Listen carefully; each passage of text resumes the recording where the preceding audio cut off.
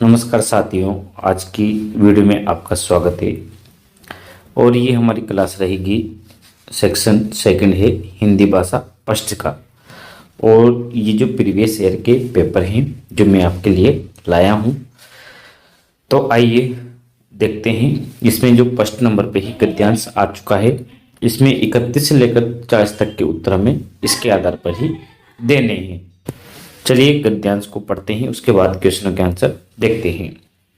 वस्तुतः रचना जब सामयिक प्रसंग पर आधारित होती है तो लेखक पर एक और समय की मांग, आदर्श की आग्रह, रूढ़ हो रहे समकालीन प्रयोगों की ललक और लोकप्रियता के लोभ का दबाव रहता है। तो दूसरी ओर रचनात्मकता का दबाव रहता है। जितना अधिक वह रचनाधर्मी होगा उतना ही अधिक वह इतर दबावों का प्रतिरोध करते हुए रचेगा। रचना उतनी ही अधिक सफल होगी। इसके अनुसार यह यहाँ पर एक बात ये भी समझनी चाहिए कि जब रचनाकार विचारों को संवेदित करेगा तब ये आवश्यक नहीं रहेगा कि प्रस्तुत रचना केवल उतनी ही वैसी है रहे जैसी कि रचने से पूर्व की रूपरेखा में कल्पित हो गई थी। कारण यह है कि संवेदित होने की प्रक्रिया में ही उस पर अवचेतन का दबाव भी आएगा। अब यह दबाव उसे कितना और कैसे बदल जाएगा ये लिए जाने का कोई साधन नहीं होता है। यह तो रचना के बाद ही जाना जाता है कि क्या रचा गया। और प्राय हर कलाकृति में ऐसे निहितार्थ रहते हैं और उसमें ऐसी व्यंजनाएं भी होती है जिनके प्रति स्वयं रचनाकार सजग हो ही ये आवश्यक नहीं। ये जो कहा जाता है कि ऐसा कोई नियम नहीं कि रचना वही और उतना ही बोले जितना लेखक ने चाहा है। वह कुछ कम या अधिक भी बोल सकती है और कभी कभार विपरीत भी बोल सकती है। इसका रहस्य यही है, यानी अवचेतन का दबाव इस श्रेणी की रचनाओं पर भी अपने प्रभाव डालता है।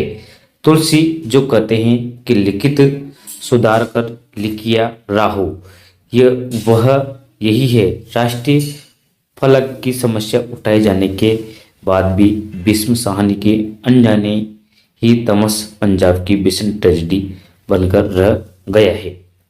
आइए अब नीचे दिए गए क्वेश्चनों को समझते हैं। ये हमने पैराग्राफ को पढ़ा है बहुत ही ध्यान से और सावधानी से। नीचे क्वेश्चन है हमारा 31वां, ट्रेजेडी शब्द उत्पत्ति है, इसका आधार क्या है। इसके ऑप्शन देख लेते हैं नीचे। तो ट्रेजेडी जो शब्द है, ये इसका जो उत्पत्ति का जो आधार है वो कौन सा है, यानी कि कौन सी भाषा का है। तद्भव का, तत्सम, विदेशी या देशज। जो ट्रेजेडी शब्द है ये एक विदेशी भाषा का शब्द है। इसमें हमारा सी ऑप्शन करेक्ट हो जाएगा, ट्रेजेडी से संबंधित। नेक्स्ट क्वेश्चन में बढ़ते हैं। नेक्स्ट क्वेश्चन देखिए। नेक्स्ट क्वेश्चन है हमारा, सुधाकर का पर्यायवाची क्या है। सुधाकर, रसाल, प्रभा, शशांक, यमले।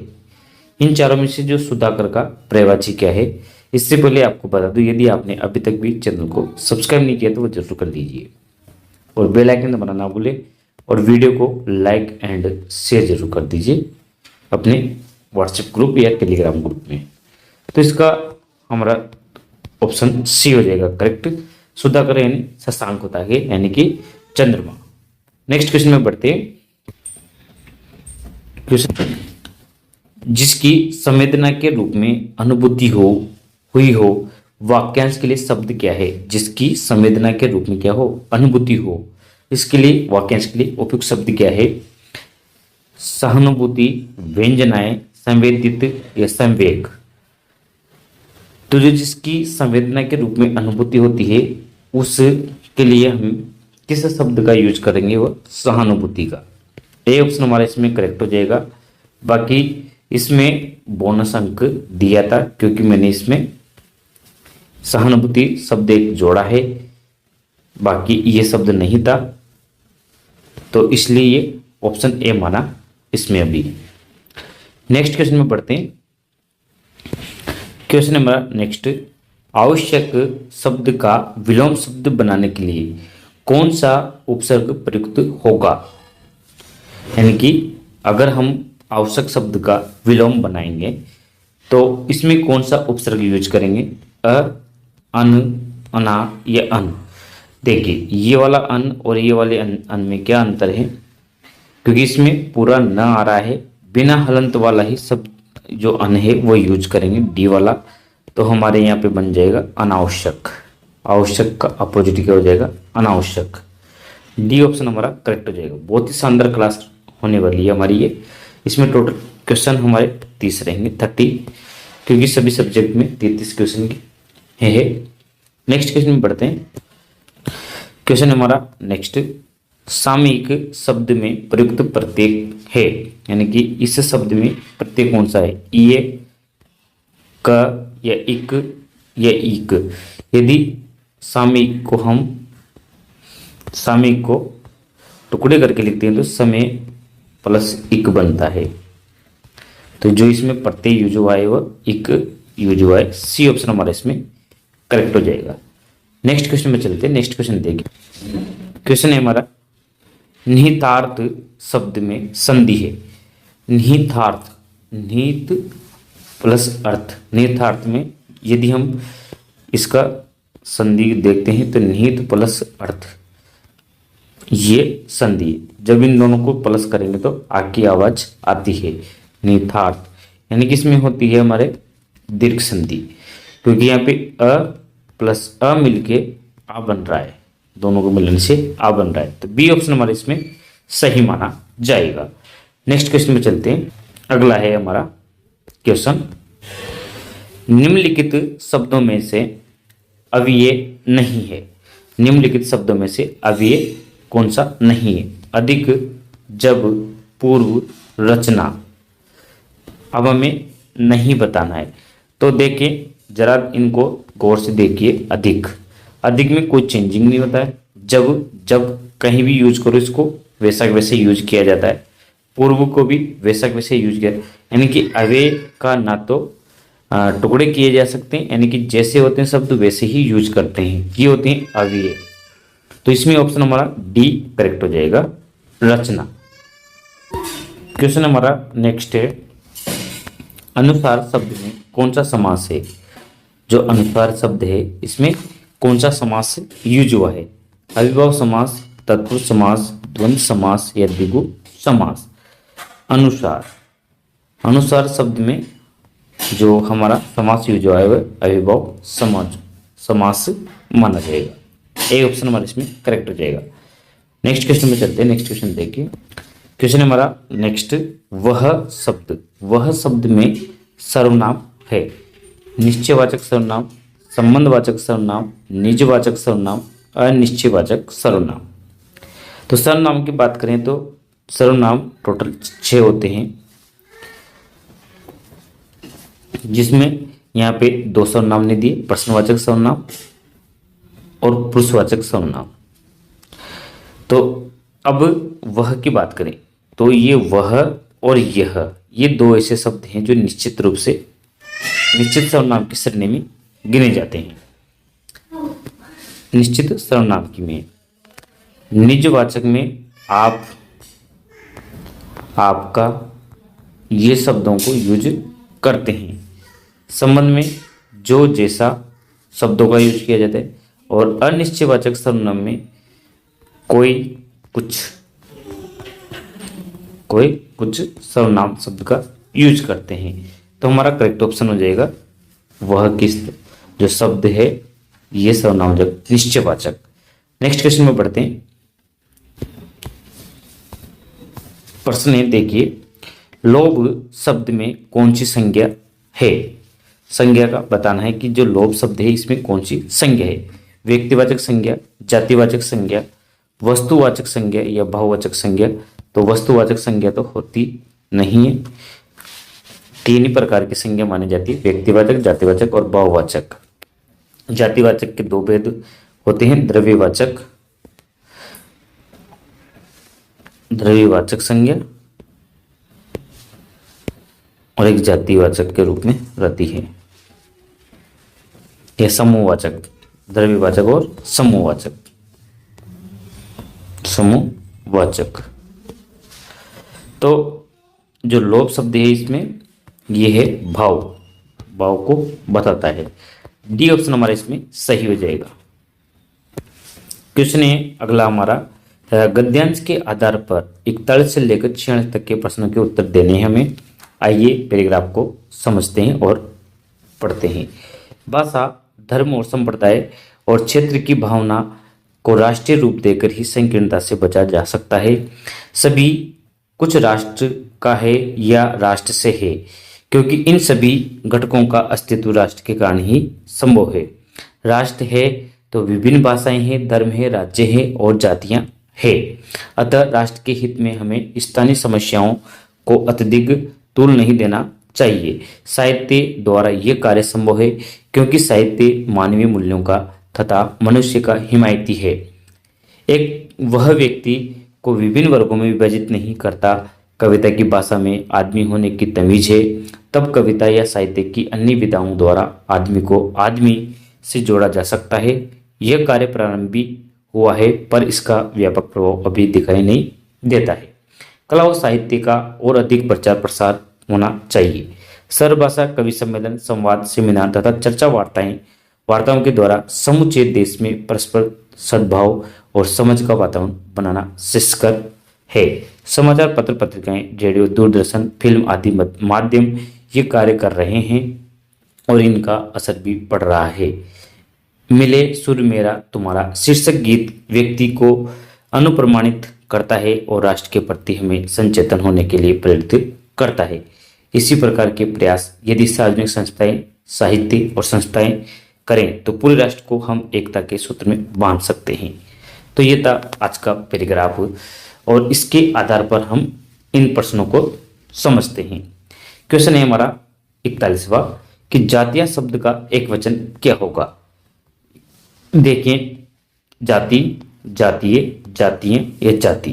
तो एक वचन की पूछ रहा है तो एक वचन क्या हो जाएगा, जातियों का जाति। डी ऑप्शन हमारा सही हो जाएगा। नेक्स्ट क्वेश्चन पे चलते हैं।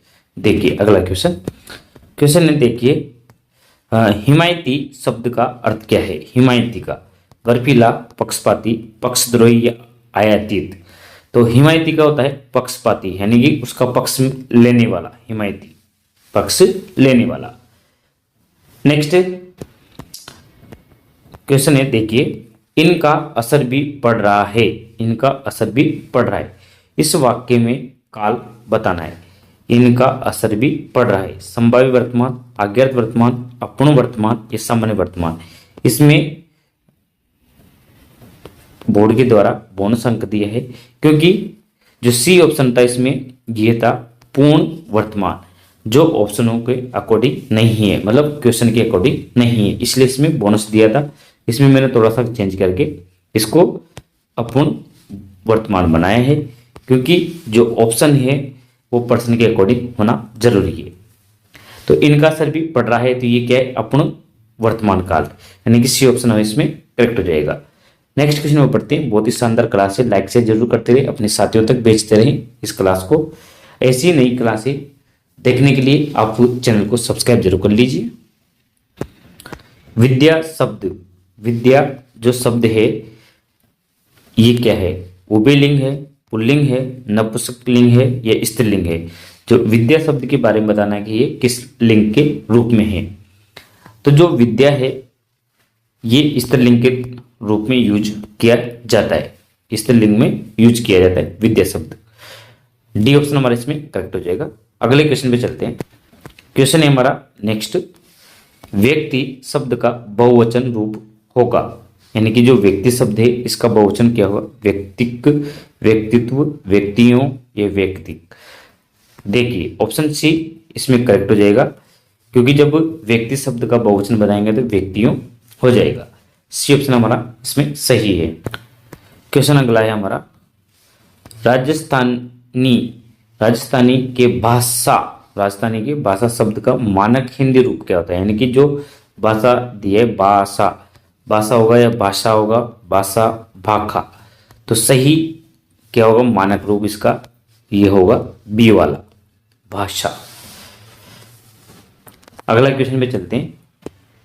क्वेश्चन है अगला हमारा, वाक्य के अंग होते हैं, अंग है उद्देश्य, विधेय, विकल्प ए और विकल्प बी दोनों ही सही है, ये दोनों ही सही है।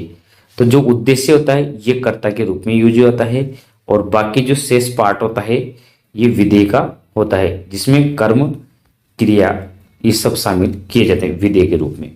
तो वाक्य के अंग में ये दोनों ही शामिल हो जाएंगे। सी ऑप्शन हमारा इसमें सही हो जाएगा। नेक्स्ट क्वेश्चन में चलते हैं। क्वेश्चन है हमारा अगला, जो वाक्य मुख्य उद्देश्य और मुख्य विधेय से बना हो वो कहलाता है। मुख्य उद्देश्य हो और मुख्य ही विधेय हो, संभावनार्थक वाक्य, आश्रित उपवाक्य, संकेतार्थक उपवाक्य या प्रधान उपवाक्य।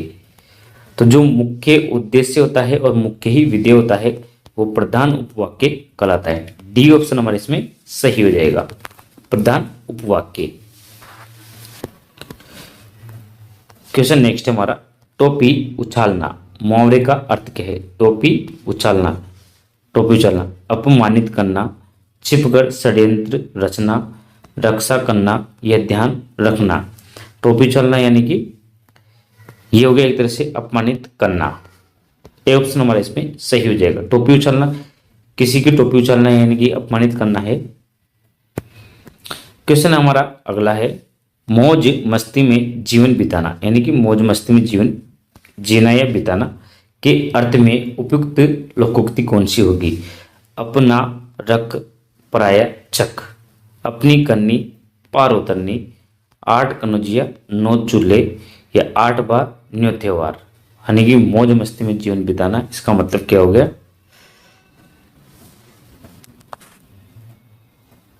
तो इसका हमारा सही अर्थ के रूप में जो इसके अर्थ में प्रयुक्त लोकोक्ति की होगी डी, 8 बार न्यो त्योहार, यानी कि मौज मस्ती में जीवन बिताना 8 बार न्यो त्योहार। डी ऑप्शन हमारे इसमें सही हो जाएगा। नेक्स्ट क्वेश्चन में पढ़ते हैं। अब है हमारे शिक्षण विधियों से संबंधित, हिंदी की जो शिक्षण विधियां हैं उससे रिलेटेड क्वेश्चन आएंगे। अब क्वेश्चन है, विद्यार्थियों को पुस्तकों के माध्यम से भाषा की मूल ध्वनियों एवं लिपि का ज्ञान कराकर उन्हें पढ़ने लिखने के कौशल में दक्ष किया जाता है। इस विधि को क्या कहते हैं?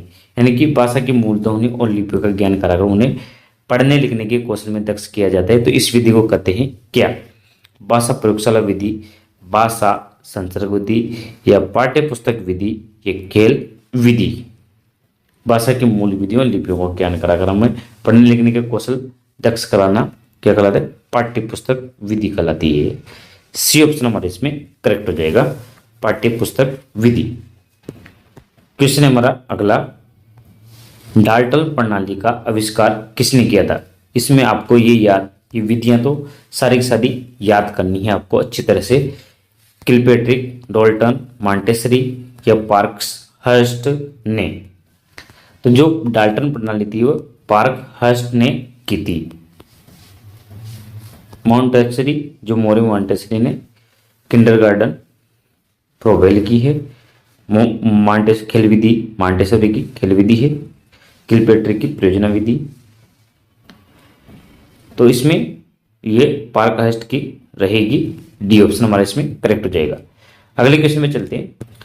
क्वेश्चन हमारा अगला, ब्लूम उपागम के अनुसार शिक्षा की जो त्रिपदी प्रक्रिया में सम्मिलित पद है, जो ब्लूम की जो टेक्सोनॉमी थी उसके अनुसार शिक्षा की जो त्रिपदी प्रक्रिया में सम्मिलित पद है, सामान्यीकरण, व्यवहारिक प्रयोग, प्रस्तुतिकरण, व्यवहार परिवर्तन। कौन सा त्रिपदी प्रक्रिया में सम्मिलित पद है? वह है व्यवहार में परिवर्तन लाना। डी वाला पद माना जाएगा।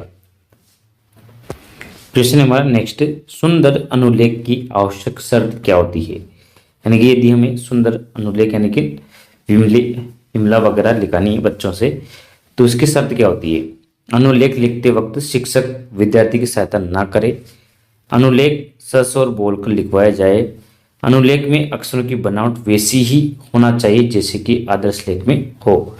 यह उपयुक्त सभी विकल्प सही है। देखिए, सुंदर अनुलेख की आवश्यक शर्त होती है कि जैसी बनावट अक्षरों की होती है वैसा ही लेख होना जरूरी है। सी ऑप्शन हमारा सही हो जाएगा इसमें। अगला क्वेश्चन है हमारा कि भाषा शिक्षण का दृश्य श्रव्य साधन कौन सा है? चित्र, विस्तारक यंत्र, ग्रामोफोन, चार्ट, नाटकीकरण। तो जो भाषा शिक्षण का जो दृश्य श्रव्य सामग्री या साधन माना जाता है वो नाटकीकरण है, क्योंकि नाटकीकरण में क्या होता है, आवाज भी सुनाई देती है और दिखाई भी देता है। तो इसमें हमारा डी ऑप्शन करेक्ट हो जाएगा। क्वेश्चन है हमारा अगला, इनमें से पाठ्यपुस्तक के आंतरिक रूप में सम्मिलित तत्व नहीं है, यानी कि पाठ्यपुस्तक के अंदर किस तत्व को शामिल नहीं किया जाता है? भाषा, विषय सामग्री, जिल्द या शैली। तो यदि हम आंतरिक भाग की बात करें तो पाठ्यपुस्तक में जिल्द का कोई काम नहीं है अंदरूनी रूप में। जिल्द बाहरी कवर होता है, जिल्द चढ़ाया जाता है पाठ्यपुस्तक के ऊपर, तो ये बाहरी चीज हो गई। सी ऑप्शन इसमें करेक्ट हो जाएगा। क्वेश्चन है हमारा अगला, निम्नलिखित में से भाषा पुस्तकालय का लाभ कौन सा है? यानी कि भाषा पुस्तकालय का जो लाभ है वो कौन सा रहेगा? कक्षा शिक्षण में पूर्ति, स्वाध्याय के लिए अवसर, विकल्प ए और विकल्प बी दोनों सही है, इनमें से कोई नहीं। देखो, कक्षा शिक्षण में पूर्ति का कार्य करेगा भाषा पुस्तकालय और बच्चों को स्वाध्याय के लिए अवसर प्रदान करेगा, यानी कि दोनों विकल्प हमारे इसमें सही हो जाएंगे, ए और बी। तो इसमें सी विकल्प हमारा सही है। अगले क्वेश्चन में बढ़ते हैं। क्वेश्चन है हमारा, इनमें से मौखिक परीक्षा का गुण है, ये बताना है। गुण है, मौखिक परीक्षा का क्या गुण है? एक शिक्षक एक समय में एक ही छात्र की परीक्षा ले सकता है, अतः समय अधिक लगता है। बिल्कुल ये सही बात है। मौखिक परीक्षाओं को वस्तुनिष्ठ नहीं बनाया जा सकता। इन परीक्षाओं से विद्यार्थियों के 3 भाषाई कौशलों जैसे सुनने, पढ़ने, बोलने और एक साथ मापन किया जा सकता है। इन परीक्षाओं से विद्यार्थी के लेखन कौशल का मापन नहीं कर सकते हैं, ये भी बात सही है। लेकिन पूछा है कि गुण कौन सा है मौखिक भाषा का, तो हमें गुण की बात करनी है। तो ये है कि इन परीक्षाओं से विद्यार्थी के 3 भाषाई कौशल जैसे कि सुनने, पढ़ने और बोलने का एक साथ मापन किया जा सकता है। सी वाला ऑप्शन हमारा इसमें सही होगा। अगले प्रश्न पे बढ़ते हैं। क्वेश्चन है हमारा नेक्स्ट, निम्नलिखित में से उपलब्धि परीक्षण के निर्माण हेतु सम्मिलित पदों में से कौन सा पद नहीं है? परीक्षण योजना बनाना, परीक्षण के प्रारंभिक रूप की रचना करना, परीक्षण का पुनर्निरीक्षण करना या परीक्षण का अनुप्रयोग। तो इसमें देखें तो उपलब्धि परीक्षण के निर्माण हेतु जो कौन सा पद है वह शामिल नहीं करते, वह है अनुप्रयोग। डी वाला विकल्प हमारा सही हो जाएगा, अनुप्रयोग। बाकी सारे यूज किए जाते हैं। नेक्स्ट क्वेश्चन पे चलते हैं। आज की क्लास का हमारा ये लास्ट क्वेश्चन है, बहुत ही शानदार क्वेश्चन है। सतत एवं व्यापक मूल्यांकन प्रणाली का दोष बताना है कि जो सतत और व्यापक मूल्यांकन है सीसीई, इसका दोष क्या है? अल्प समयांतर में होने वाली परीक्षा टेस्ट से विद्यार्थी पूरे वर्ष अध्ययनशील रहते हैं, बिल्कुल सही बात है। शिक्षक विद्यार्थी को आवश्यक निर्देशन एवं परामर्श निरंतर देते रहते हैं, ये भी सही बात है। और विद्यार्थी को अपनी कमियों का ज्ञान निरंतर होता है, ये भी सही बात है। विद्यार्थी पर वर्ष भर परीक्षा का भय बना रहता है, जिससे कि उसका स्वभाव विकास प्रभावित होता है, ये बात इसमें दोष के रूप में शामिल है। ये इसका दोष है, बिल्कुल सही बात है कि इससे क्या होता है, बच्चों में भय बना रहता है परीक्षा का। तो डी ऑप्शन हमारे इसमें करेक्ट हो जाएगा। तो ये थी आज की हमारी क्लास, आपको कैसी लगी है? वीडियो को लाइक एंड शेयर जरूर कर दीजिए और क्लास को यदि आपने अभी तक भी चैनल को सब्सक्राइब नहीं किया तो वो जरूर कर लीजिए, ये काम जरूरी है आपको सब्सक्राइब करना। फिर मिलेंगे नेक्स्ट वीडियो में। Thank you for watching.